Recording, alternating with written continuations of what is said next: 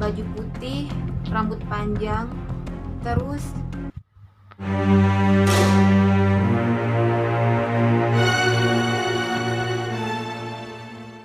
halo, what's up guys? Selamat datang di channel aku. Perkenalkan, nama aku Fitri.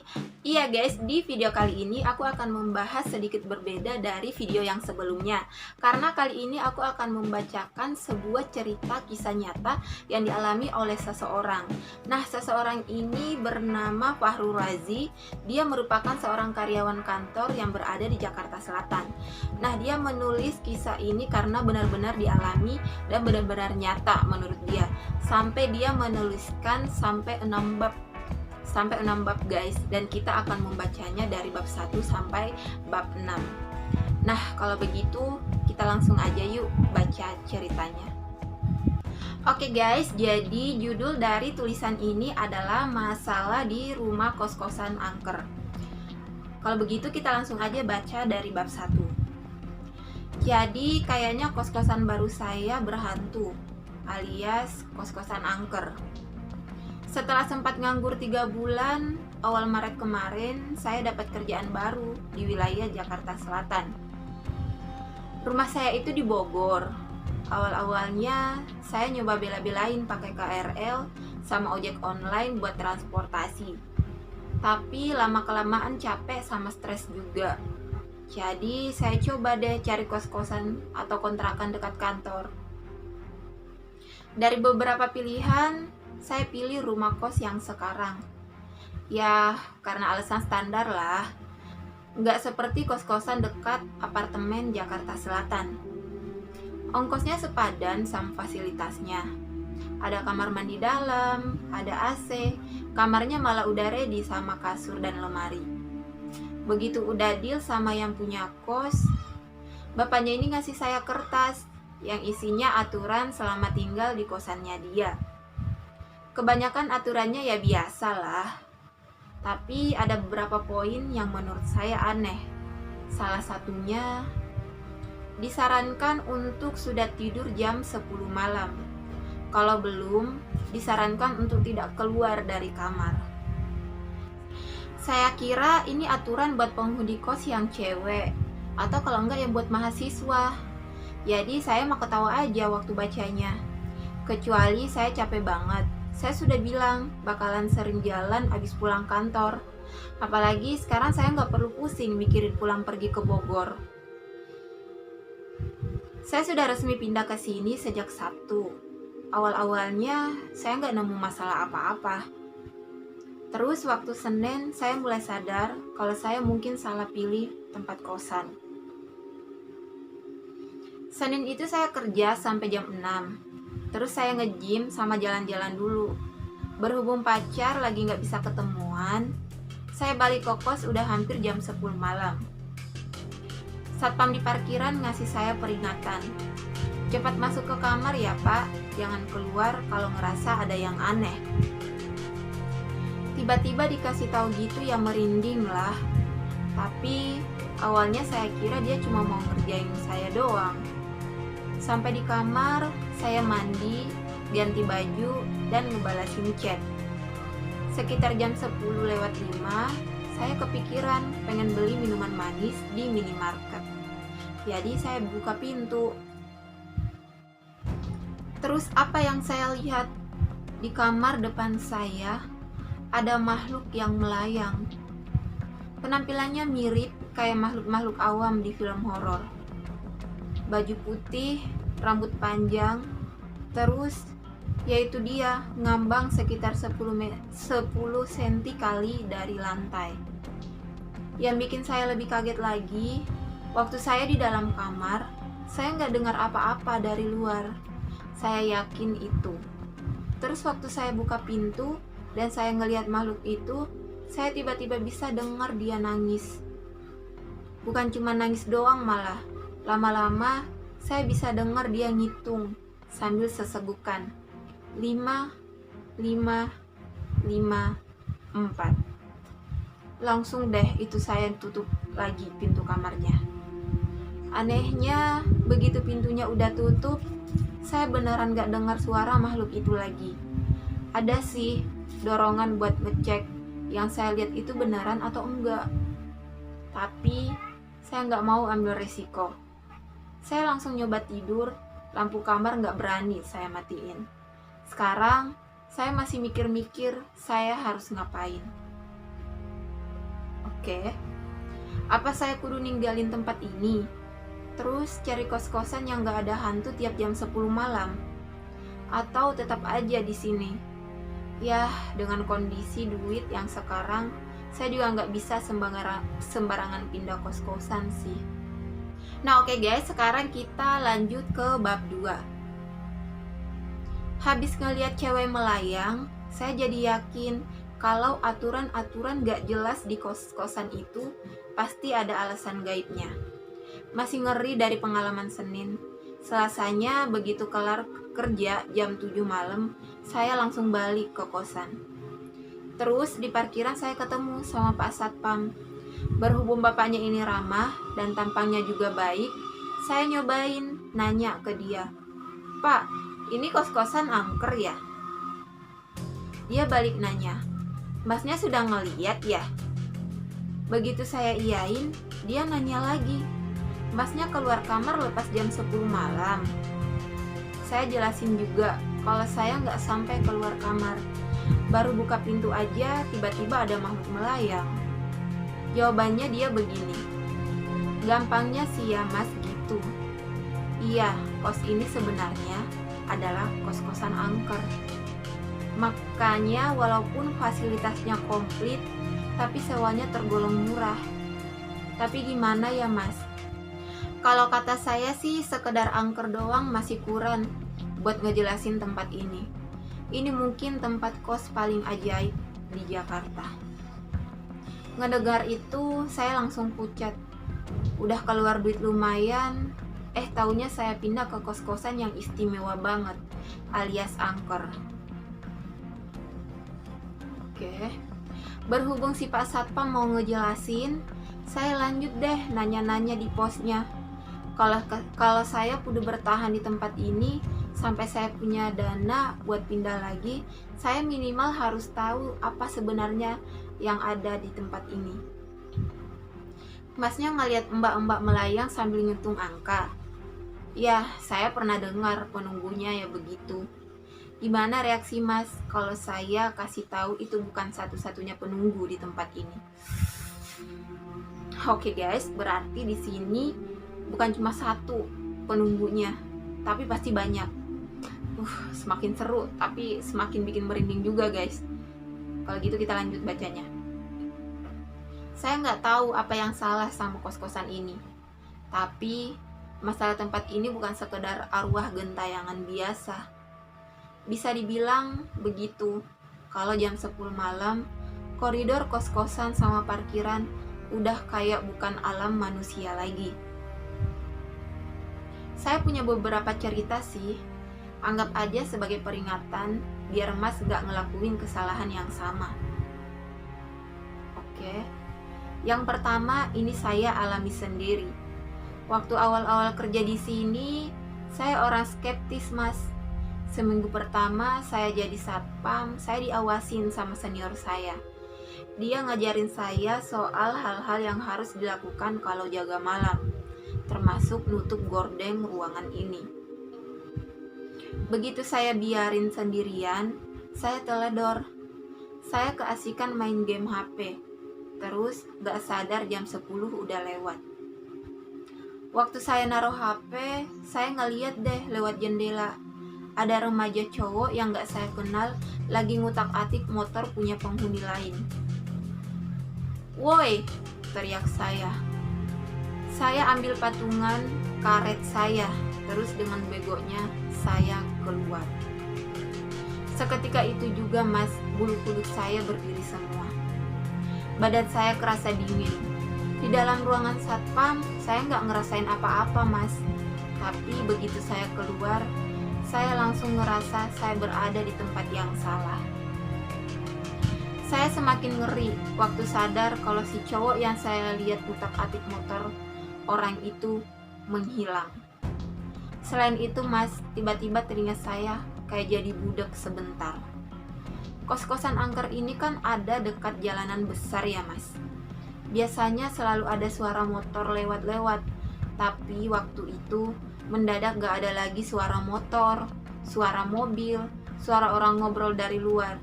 Tempat ini jadi senyap banget. Buru-buru saya masuk lagi ke ruang satpam. Tapi waktu saya buka pintu, saya yakin banget ada suara kaki di belakang saya. Bukan cuma sepasang pula, rasanya kayak ada sekumpulan orang serentak lari mengejar saya. Sekali lagi mas, waktu saya keluar gak ada siapa-siapa di parkiran. Jadi saya balik ke ruangan, saya kunci pintunya. Terus mas tahu apa yang saya lihat dari jendela? Yang gordennya lupa saya tutup. Saya melihat tangan. Saya gak ngitung berapa jumlahnya. Pokoknya ada banyak tangan putih gedor-gedor kaca. Anehnya, begitu saya tutup gorden, tiba-tiba gedoran di kaca juga berhenti. Jadi kayak selama kita nggak ngelihat mereka, mereka juga nggak bisa ganggu kita lagi. Mulai merinding guys. Tapi saya masih mending mas, pengalamannya gitu doang. Desember 2017 lalu, ada dukun yang datang ke sini. Saya nggak yakin dia dukun beneran sih. Dia kayaknya dengar cerita kos-kosan angker ini entah dari siapa. Terus pengen bikin video YouTube gitu sama temannya. Kita sih udah ngelarang dia bolak-balik mas. Tapi dia ngejebol pintu depan sekitar jam 10:30. Saya sih waktu itu sudah ngurung diri di ruang satpam. Nggak mau keluar. Saya awalnya ngira itu suara dari para penunggu yang pengen mancing saya lagi. Saya baru sadar pintu di depan dibobol waktu jam 6 pagi. Nggak ada kehilangan apa-apa sih mas. Mobil si dukun masih diparkir di depan pagar kos. Cuma ya itu, si pelaku sempat gak ada jejaknya. Iya mas, mereka sempat ngilang. Yang saya tahu juga cuma sekitar 10:30. Mereka jebol pintu. Ini saya dengar. Terus mereka kayaknya masuk ke parkiran. Itu juga saya masih dengar. Terus kami nggak tahu mereka kemana lagi. Pintu belakang dikunci. Semua pintu penghuni dikunci. Nggak ada barang yang hilang ataupun dipindah-pindah. Malah nggak ada bekas kayak jejak kaki atau gimana. Bukti mereka masuk ke kosan itu cuma mobil yang ditinggal depan pintu yang dibobol. Sebulan kemudian kedengaran deh kabarnya. Mungkin masnya juga masih ingat ada yang nemu mayat 2 orang di daerah Gunung Salak. Polisi sukses mengidentifikasi mereka sebagai si dukun dan temannya. Merinding.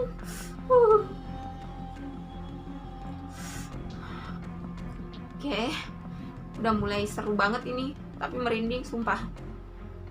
Penyebab kematiannya katanya karena serangan jantung. Korban ditemukan mati karena ketakutan. Saya juga nggak tahu gimana ceritanya. Orang ngebobol rumah kos di Jakarta Selatan, ngilang, terus tiba-tiba mayatnya ketemu di Gunung Salak. Cuma ya, saya kok kepikiran, mungkin kalau waktu itu saya telat masuk ke ruangan satpam, dikit aja saya juga bakal bernasib sama kayak mereka. Gitulah mas, soal keamanan sih, masnya bisa tenang di sini. Bukan karena saya, bukan karena teman-teman satpam saya, tapi karena begitu jam 10 malam sampai kira-kira subuh, yang menghuni koridor kos-kosan udah bukan manusia lagi. Oke guys, sekarang kita masuk di bab 3. Saya rasa saya melakukan kesalahan yang fatal. Gini, di satu sisi jam malam di kos-kosan ini bikin saya ngeri banget. Di sisi lain, saya juga penasaran apa yang terjadi di luar kamar saya setiap jam 10 malam lewat. Jadi saya beli kamera wireless dari toko online dan diam-diam saya pasang di koridor lantai 3. Saya jadi bisa ngeliatin koridor tanpa perlu keluar. Kalaupun ada kejadian, saya mikirnya saya tuh masih di dalam kamar. Kamera kecil ini bisa tahan sekitar 1 jam kalau nggak dicolok. Selama itu saya bisa ngeliat apa yang terjadi di luar lewat app khusus. Saya pasang kamera itu jam 9.45 malam. Bagian ini nggak ada masalah. Berhubung penghuni lain sudah pada ngurung diri di ruangan masing-masing, terus saya buru-buru masuk kamar, kunci pintu, tutup gorden, terus nunggu. Saya buka aplikasi mulai dari jam 9.58. Awalnya nggak ada apa-apa, terus jam 10 pas. Tiba-tiba layar aplikasi saya ada static. Saya kira gangguan paranormal di luar udah gede banget. Sampai peralatan elektronik juga terpengaruh. Biasanya kan di film-film begitu. Terus statiknya hilang, dan saya bisa ngeliat koridor. Visual pertama yang saya lihat langsung bikin saya hampir ngejerit sendirian. Sekali lagi, dari jam 9.58 sampai jam 10 nggak ada yang aneh di koridor. Habis statik, tiba-tiba si cewek melayang sudah muncul. Kayak kemarin, dia ngambang di depan pintu. Masalahnya, kali ini dia melayangnya depan pintu kamar saya. Harusnya habis ngeliat itu saya langsung nope atau tutup aplikasi, terus baca ayat kursi atau gimana. Tapi saya malah terus ngeliatin app. Toh si hantu ini kayaknya nggak sadar dia lagi liatin saya. Saya masih penasaran apalagi yang bakal terjadi. Apa ada tangan-tangan putih yang muncul ngerusak kamera? Terus saya mulai ngeliat ada orang-orang lain ketangkap kamera juga. Mereka ini kelihatan kayak manusia normal. Mereka punya kaki yang jelas-jelas napak ke lantai. Tingkah mereka juga normal. Ada yang jalan-jalan, ada yang bersandar di dinding, ngobrol-ngobrol. Mereka juga nggak sembarangan muncul. Saya bisa ngeliat mereka jalan naik tangga gitu. Saya hampir ngira selama ini saya dikerjain sama penghuni lain.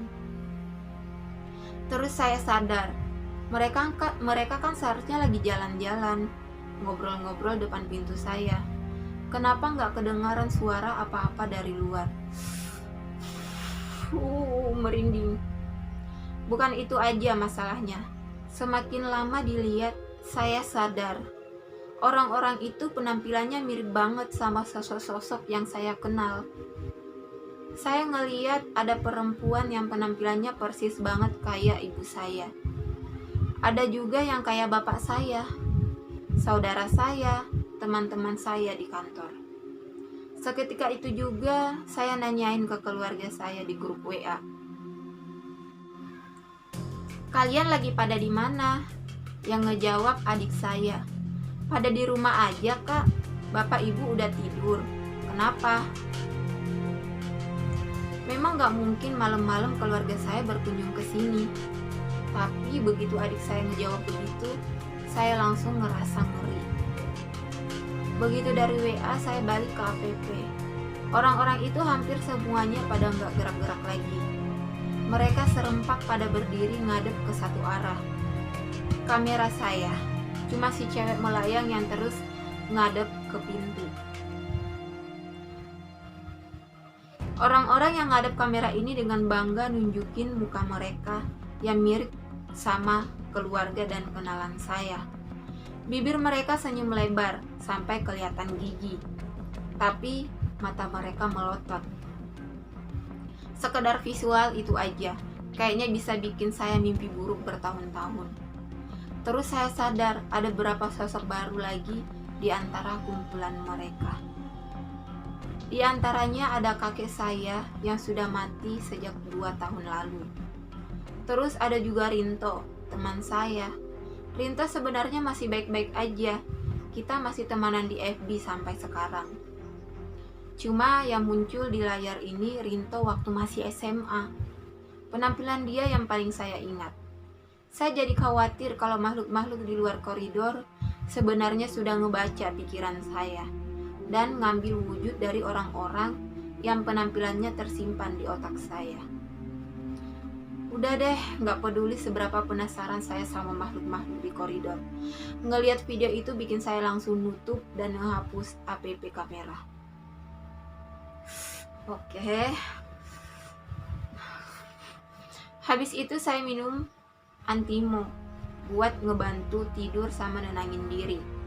Terus saya tidur lelap, baru bangun waktu hari sudah terang. Saya mikirnya 1 malam lagi berlalu di rumah kos.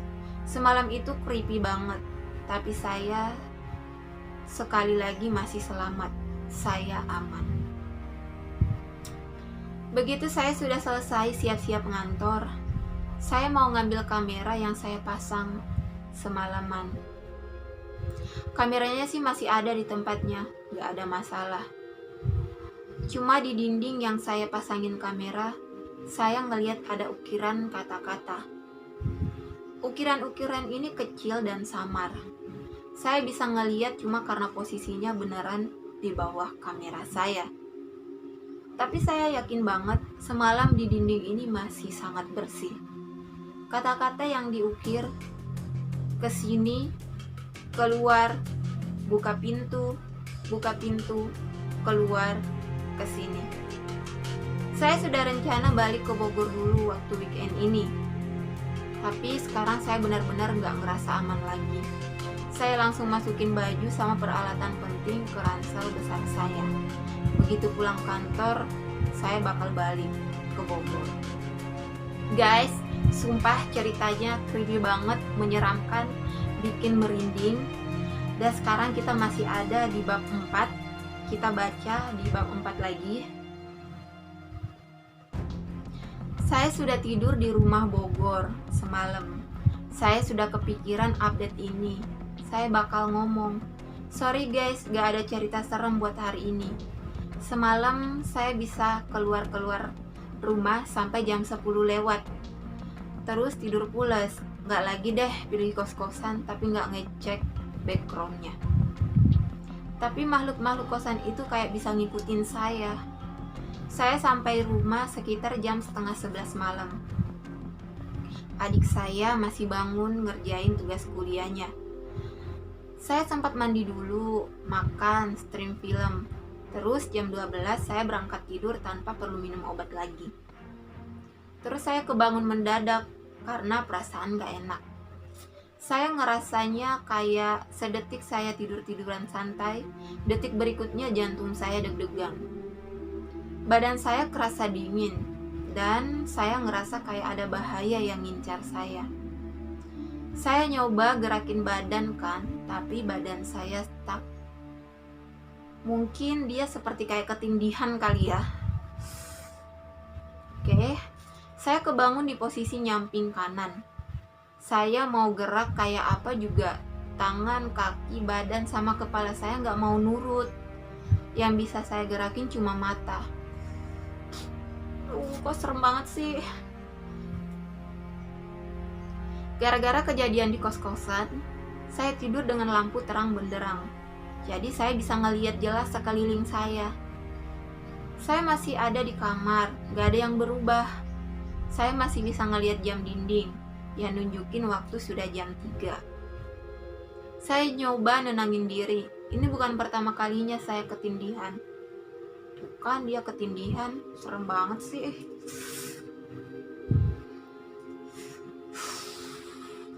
Jadi saya nutup mata, narik nafas, siapa tahu bisa tidur lagi. Terus saya dengar suara anak-anak ketawa dari sisi belakang saya. Saya juga yakin banget rasanya ada orang dudukin sisi kasur saya. Orang ini terus kayak megangin sisi kepala saya. Padahal nggak usah dipegangin juga saya nggak bisa gerak. Seakan itu belum cukup horor. Si cewek melayang bergerak nembus di dinding depan saya. Dia terus ngambang tepat depan saya. Untuk pertama kalinya saya bisa melihat muka makhluk itu. Kulitnya pucat kayak mayat. Rongga matanya kosong. Tapi bukan ciri-ciri khas film horor gitu yang bikin saya ngeri. Bukan juga karena dia mulai lanjut berhitung. 4, 4, 3, 3. Habis saya perhatiin, saya sadar kalau muka cewek itu sebenarnya muka ibu saya. Mukanya mungkin horor, tapi ini muka yang saya lihat mulai dari masih muda sampai jadi keriput dan bijaksana seperti sekarang. Kayak apapun kondisinya, saya bisa kenal.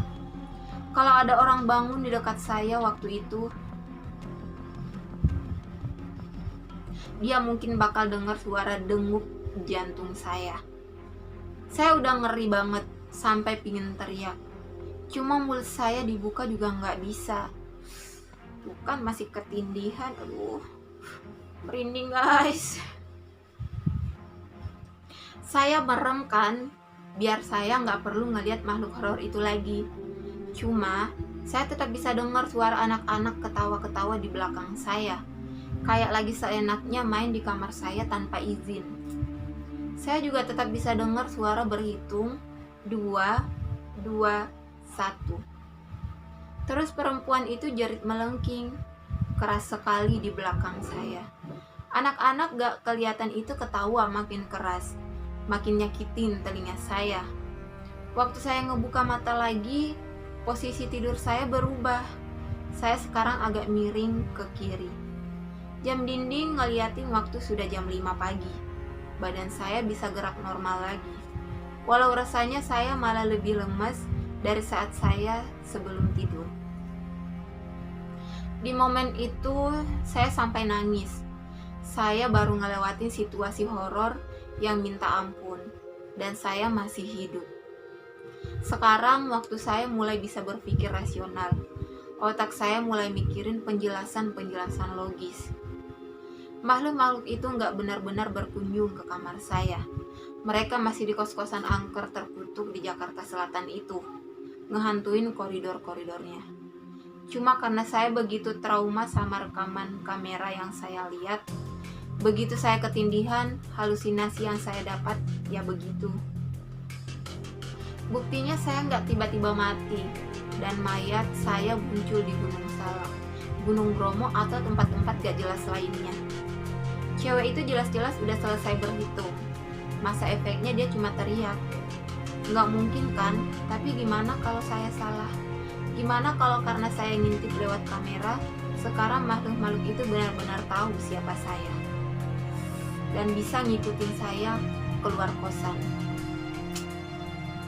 Oh, serem. Katanya arwah gentayangan memang selalu ngehantuin satu tempat. Kamu pergi dari tempat itu, dia yang gak akan ngikutin. Soalnya dia terikat di sana. Masalahnya dari gerik-gerik mereka, saya takut penghuni kos-kosan itu bukan sekedar hantu. Oke guys, sekarang kita sudah sampai di bab 5. Dan dari bab 1 sampai bab 4 sudah bikin saya sangat merinding dan ketakutan. Karena di sini saya benar-benar sendiri. Dan ini aku nge-tag videonya di malam hari.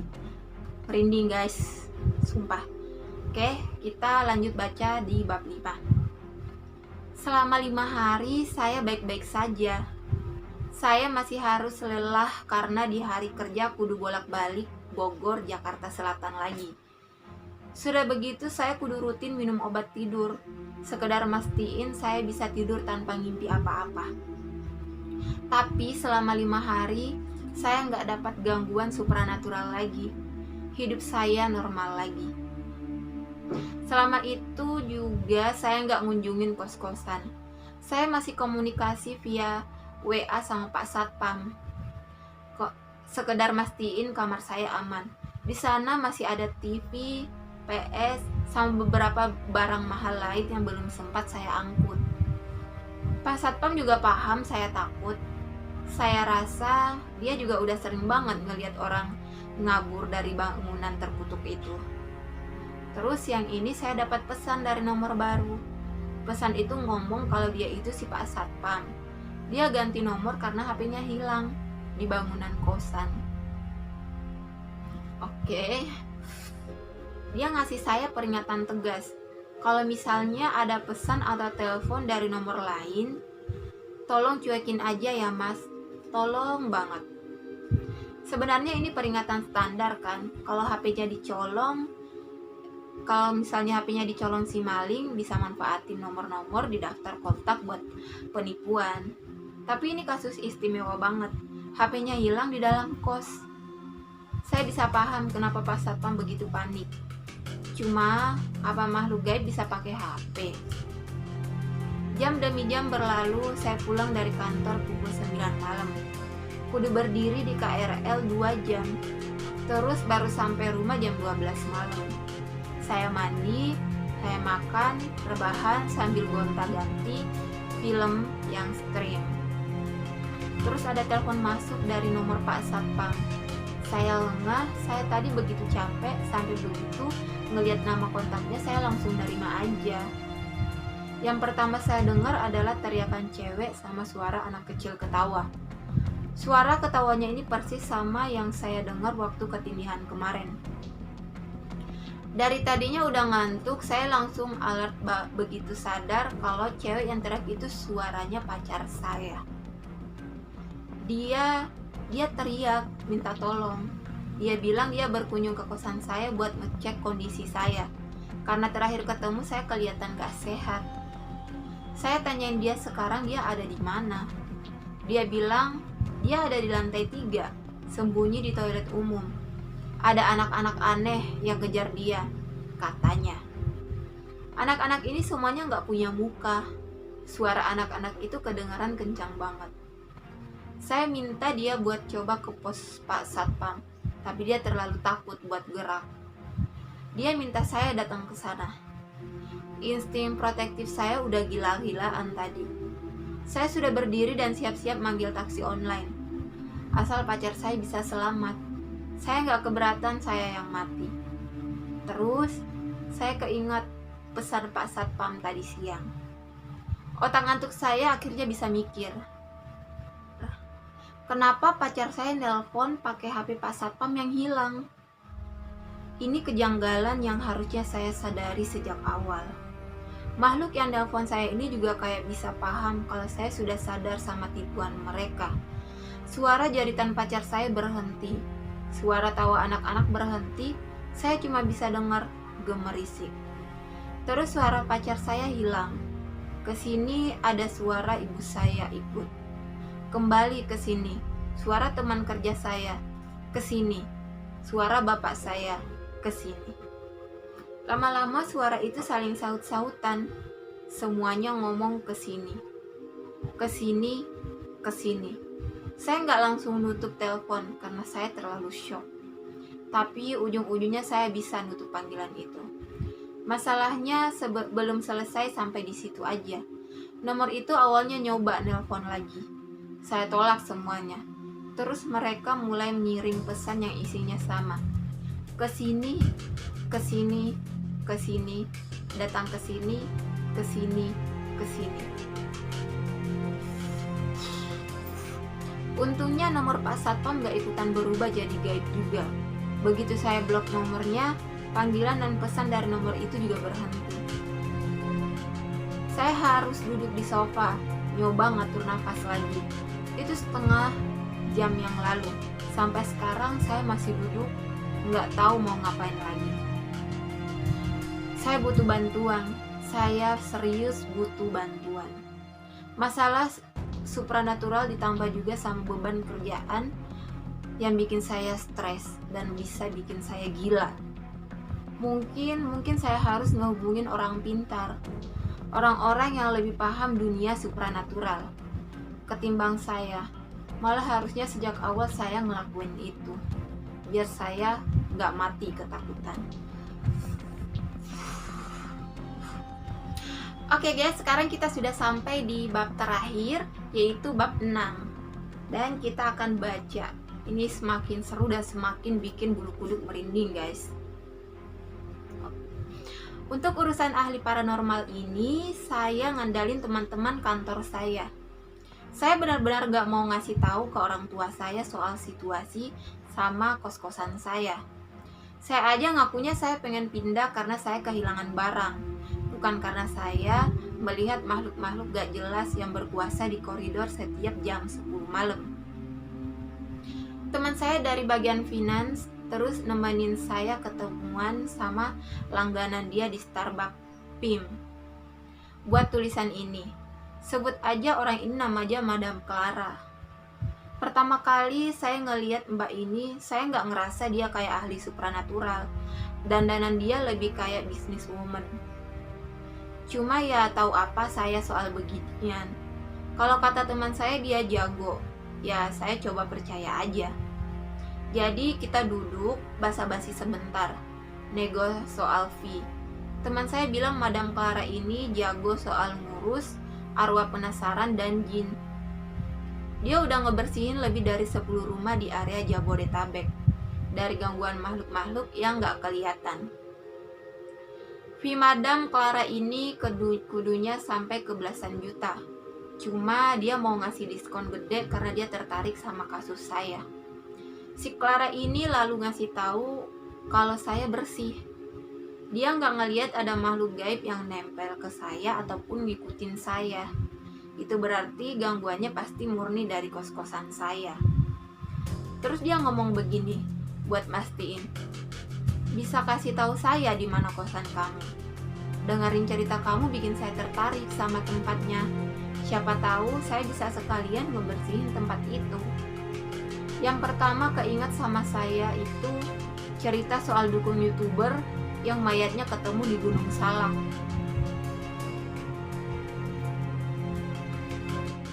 Sekali lagi saya ngerasa mbaknya ini kayak bukan paranormal beneran. Dimana kalau ujung-ujungnya saya bikin dia bernasib sama kayak si dukun yang pernah datang ke sana juga. Tapi saya juga masih takut bakal diuber sama penghuni kos-kosan saya. Jadi saya kasih tahu aja dia lokasi tempat terkutuk itu. Terus dia bilang dia bakal nyoba bermalam di sana. Dia bakal analisis lokasi biar dia tahu makhluk kayak apa yang dia hadapi.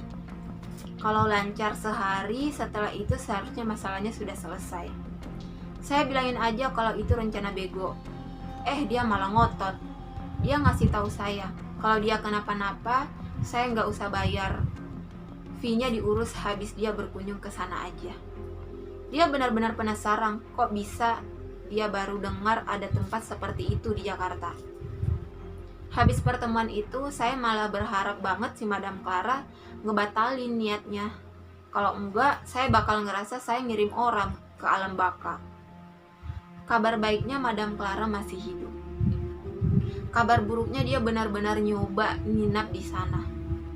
Saya dapat panggilan dari nomor Madam Clara kira-kira 3 hari setelah kejadian.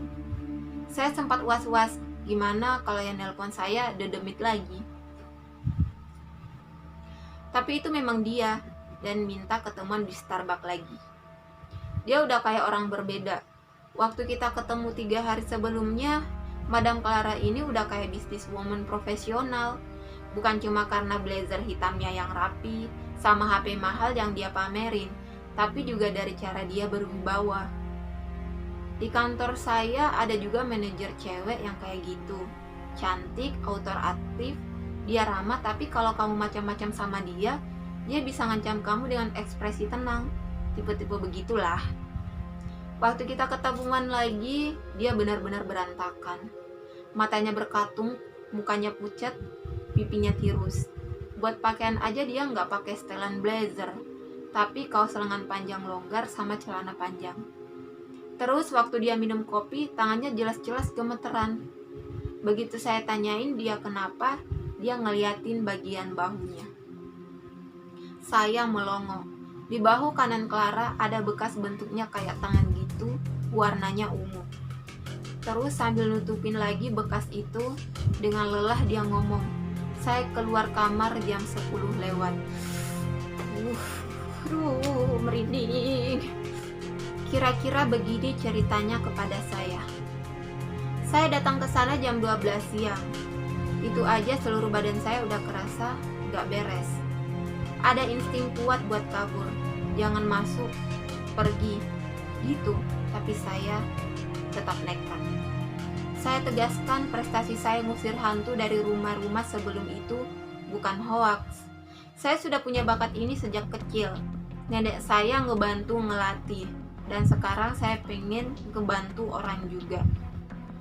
Jadi itu bikin saya percaya saya bisa ngelawan penghuni kosan ini. Si cewek berhitung yang kamu bilang, tangan-tangan putih yang mukul-mukul jendela satpam, orang-orang yang muncul di kamera, jujur, mereka beneran ada. Saya sempat ngira kamu bohong. Semakin malam, semakin saya ngerasa gak enak. Cuma, apalagi habis jam 10 malam. Saya bisa aja mencoba tidur, walau dengan kondisi indera keenam saya menggila. Kayak gitu, saya gak yakin bisa terlelap. Tapi saya mutusin buat buka pintu. Saya sempat mastiin kalau saya keluar ini jam 10 lewat semenit. Awal-awalnya saya gak ngerasakan apa-apa. Kamu bilang kamu ngebuka pintu terus ngeliat si cewek berhitung itu kan? Saya gak ngeliat aneh-aneh. Depan kiri kanan yang ada ya cuma koridor kos-kosan. Itu sih mudah, pikir saya. Saya bisa melakukan itu. Terus saya keluar sebentar. Bisa kasih saya waktu? Saya mau minum. Oke? Oke. Sampai mana tadi? Kata Clara. Oh iya, saya keluar. Kayak pas satpam di cerita kamu tiba-tiba sunyi. Serius, saya masih bisa dengar motor gerung-gerung lewat di luar. Orang-orang ngobrol-ngobrol, tapi begitu saya menapak keluar, semua suara itu menghilang. Kesunyian kayak begitu gak pernah saya temui sebelumnya. Di rumah angker di puncak, kamu masih bisa dengar suara trafik dari kejauhan, sama suara serangga di hutan. Lebih-lebih serangga ini bisa berbisik banget waktu malam hari. Saya merasa seperti itu. Saya merasa seperti ada sesuatu yang gak beres di tempat itu. Gak ada penghuni lain di kamar. Gak ada satpam di bawah. Gak ada makhluk lain di luar. It's okay. Tapi saya mutusin buat terus lanjut. Terus berjalan. Semua pintu, termasuk toilet, sudah terkunci. Saya pertama naik ke lantai 4. Kosong. Balik ke lantai 3. Kosong. Terus lantai 2 dan terakhir lantai 1 yang terhubung ke parkiran. Di parkiran ini saya ngeliat cewek yang kamu sebut-sebut. Si cewek berhitung. Dia berdiri memunggungin saya, natap gerbang parkir yang sudah ditutup. Kakinya gak menapak ke tanah. Dia berhitung 5. Begitu saya dekatin, hitungannya berkurang. 4. Saya mulai nyoba ngelakuin ritual pengusiran, tetapi dia tidak berhenti menghitung. 3. Waktu hitungan ketiga ini, akhirnya saya bisa dengar suara lain selain nafas dan jantung saya sama suara hitungan dia. Saya bisa dengar suara orang ketawa. Suara ini datang dari dalam kamar, dari lantai atas, bahkan dari luar bangunan. Cowok, cewek, tua, anak-anak, mereka terbahak-bahak serentak kayak ada orang yang lucu. 2.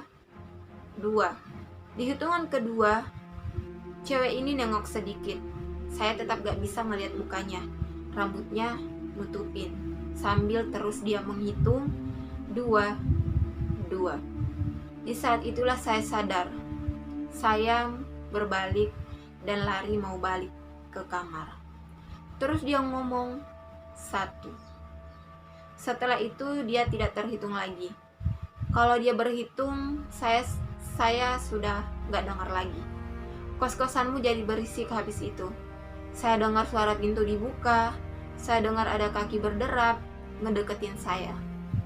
Saya melihat bayangan, banyak sekali bayangan, bergerak ke arah saya. Mereka datang dari belakang, mereka datang dari samping, mereka dari atas. Jadi saya lari sambil berdoa. Saya bawa jimat-jimat perak saya, yang sudah saya tes berguna untuk mengusir arwah jahat dan jin. Saya nggak tahu apa jimat-jimat itu berfungsi ke mereka, tapi saya bisa lari. Saya bisa lari balik ke kamar saya di lantai 3. tapi pintu kamar saya tidak ada. Kamar saya itu 38, dekat sama kamar kamu. Begitu saya naik lagi, pintu kamar 38 tidak ada. Di antara kamar kamu 37 dan hanya ada 39. Yang ada cuma dinding putih. Akhirnya saya berlari dan terus berlari. Sesekali saya ngegedor pintu, nyoba minta pertolongan dari penghuni lain, tapi tidak ada yang nolong. Saya bahkan gak yakin kamar-kamar itu masih ada penghuninya. Saya yakin koridornya memanjang. Mungkin ini kedengaran gila, tapi koridor itu memanjang. Kamu masih ingat kan ya, di lantai 3 hanya ada kamar 30 sampai 39. Saya mulai melihat kamar 310, 311, 312, 313, terus memanjang gak ada habisnya. Saya kira saya akan mati malam itu. Tapi terus saya ngelihat ada satu sosok. Sosok itu badan dan pakaiannya mirip dengan almarhum nenek saya. Dia bahkan masih pakai daster bunga-bunga yang sering beliau kenakan semasa hidupnya. Merinding. Cuma mukanya gak ada. Di kepala depannya hanya ada lubang hitam menganga. Makhluk itu melayang di tempat. Tangannya nunjuk ke satu pintu. Saya sudah kelelahan dan makhluk-makhluk itu sudah mulai nyakar, mukul, nyengkram, dan ngedorong saya. Walau itu jebakan, saya nggak punya pilihan selain nyoba ngedekatin pintu yang dia tunjuk. Makhluk yang mirip nenek saya itu nunjuk pintu kamar 38 yang secara ajaib ada di antara kamar 352 dan 353. Tuh guys, sumpah gue merinding. Saya nggak ngunci pintu waktu saya keluar. Begitu saya nyoba pintunya masih bisa dibuka lancar. Dan tiba-tiba saya kembali ke kamar. Suara tawa nggak kedengaran lagi dari luar. Digantikan dengan deru motor dan orang-orang ngobrol dari luar. Dan kamu tahu sesuatu? Saya sudah keringetan. Saya ngerasa saya sudah lari hampir setengah jam. Bekas cakaran dan cengkraman di badan saya menegaskan kalau itu memang terjadi. Tapi begitu saya di kamar, jam masih menunjukkan pukul 10:05. Itu nggak masuk akal. Seluruh tempat itu nggak masuk akal. Begitu pagi, saya langsung meninggalkan tempat itu. Saya minta maaf. Kamu nggak perlu bayar ongkos apa-apa. Ujung-ujungnya saya nggak bisa melakukan apa-apa buat kamu. Begitu situasinya sekarang. Kamu sekarang nggak diikutin. Kamu juga nggak ditempel. Kekuasaan makhluk-makhluk itu ada di dalam kos-kosan terkutuk itu dan hanya ada di sana. Mereka bisa pakai telepon dan sejenisnya untuk kontak ke dunia luar, tapi mereka sendiri nggak bisa menapak di luar wilayah itu. Jadi, apapun yang kamu lakukan, jangan kembali ke sana, terutama setelah malam tenang. Tapi, kamu harus tetap hati-hati, karena di sana banyak sekali hal-hal yang ajaib. Saya rasa kamu bisa percaya sama mereka yang tidak berwajah. Iya guys, nah itu tadi dia cerita yang sudah saya bacakan yang tertulis dari bab 1 sampai bab 6 yang sukses bikin saya merinding dari awal baca sampai akhir, karena sekarang sudah menunjukkan jam 12 lewat guys. Saya bikin video ini jam 12 dan bikin saya merinding karena benar-benar sendiri di kosan. Sumpah, aku nggak tahu ini ceritanya asli apa enggak, tapi menurut saya sih asli karena memang banyak sekali kos-kosan yang memiliki cerita dengan kisah-kisah mistisnya.